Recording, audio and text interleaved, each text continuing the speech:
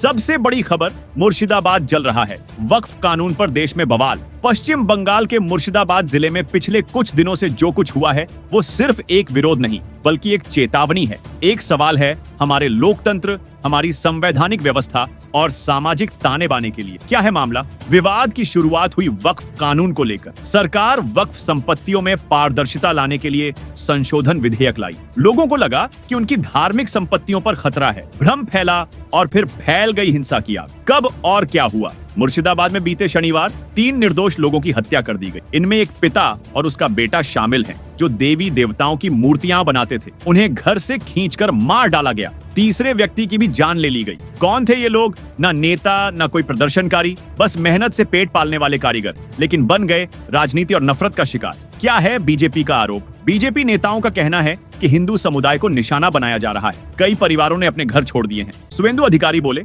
बंगाल में हिंदू सुरक्षित नहीं है। ममता सरकार पूरी तरह फेल है। क्या कह रही है राज्य सरकार? मुख्यमंत्री ममता बनर्जी ने सफाई दी, हम राज्य में नया वक्फ कानून लागू नहीं करेंगे। टीएमसी नेता फिरहाद हकीम बोले, इस पर राजनीति नहीं होनी चाहिए। दोनों समुदायों को नुकसान हुआ है। जो हिंसा कर रहे हैं वो अपराधी हैं, चाहे किसी भी पार्टी से हो। लेकिन जनता का सवाल, अगर प्रशासन इतना मजबूत है तो 3 जानें क्यों गई? हजारों की तादाद में पुलिस और बीएसएफ की तैनाती आखिर क्यों करनी पड़ी? बीजेपी का पलटवार। शाहनवाज हुसैन और योगी आदित्यनाथ का बयान। शाहनवाज हुसैन का आरोप, मुस्लिम समाज को गुमराह किया जा रहा है। सीएए की तरह एक और भ्रम फैलाया गया है। कुछ संस्थाएं, कुछ पार्टियां जानबूझकर देश में आग लगाने की साजिश कर रही हैं। योगी आदित्यनाथ ने तो सीधे कहा, वक्फ के नाम पर लाखों एकड़ जमीनें हड़पी गई थी। अब जब सरकार पारदर्शिता ला रही है तो ये हिंसा क्यों? मुर्शिदाबाद में जो मारे गए वो दलित, गरीब और वंचित हिंदू थे, जिनके लिए ये कानून सबसे ज्यादा फायदेमंद था। हकीकत क्या है? राज्य सरकार वक्फ कानून लागू नहीं कर रही,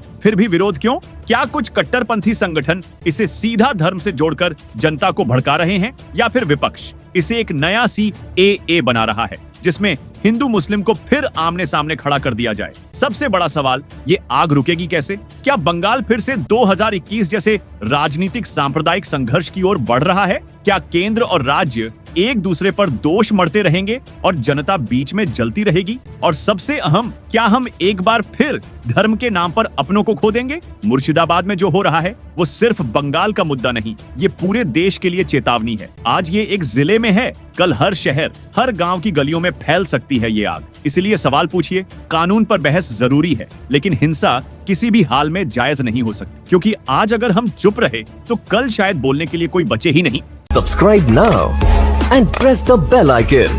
Never miss an update.